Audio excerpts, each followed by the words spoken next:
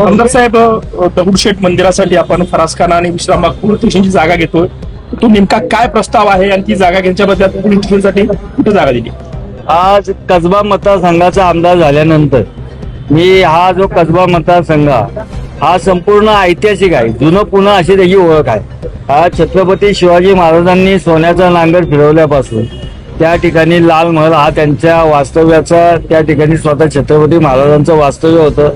शनिवारवाडा जो बाजीराव पेशव्यांनी आटकेपार झेंडा जिथनं नेला तो शनिवारवाडा पण त्या कसबा मतदारसंघात आहे. महात्मा ज्योतिबा फुले, सावित्रीबाई फुले यांची पहिली शाळा त्याच ठिकाणी आहे.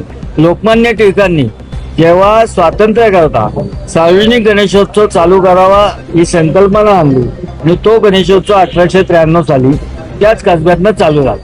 अशा सगळ्या लवजी वस्तादांचा आद्य क्रांतिकारक लवजींचा वाडा सुद्धा त्याच ठिकाणी, असा पुण्याला दिशा देणारं नेतृत्व हे सगळं त्या ठिकाणी झालं.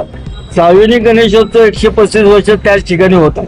त्या सार्वजनिक गणेशोत्सवातील एक गणपती श्रीमंत दगडूशेठ हलवाई गणपती आज त्याची महती संपूर्ण जगभर पसरलेली आहे. जवळजवळ 50,000 पेक्षा जास्त रोज भाविक त्या ठिकाणी दर्शनाला येतात. आपले जे सुट्टीचे दिवस असतात तेव्हा लाखांपेक्षा जास्त गर्दी त्या ठिकाणी असते. आणि त्याच्याच बाजूला असणारा फरसखाना आहे. त्याचबरोबर विश्रामबाग पोलीस स्टेशन, या पोलीस स्टेशनची निर्मिती सुद्धा 50 वर्षापूर्वी झालेली आहे. त्याच्यात सुद्धा आत्ताच्या आधुनिक पद्धतीने त्या तिथं इमारती असली पाहिजे, त्याची व्यवस्था असली पाहिजे. त्यामुळं त्याला वेगळी पर्यायी चांगली आधुनिक जागा देऊन ही मंदिराच्या विस्तारीकरणाकरता मिळावी असा आमदार म्हणून मी प्रस्ताव दिला. त्या प्रस्तावावर मुख्यमंत्री साहेबांनी त्यांचे निर्देश देऊन तो खाली आले आणि मागच्याच आठवड्यात पोलीस आयुक्तांनी तो प्रस्ताव शासनाकडे पाठवला. त्याच्यात त्यांनी काही कंडिशन्स टाकलेल्या आहेत.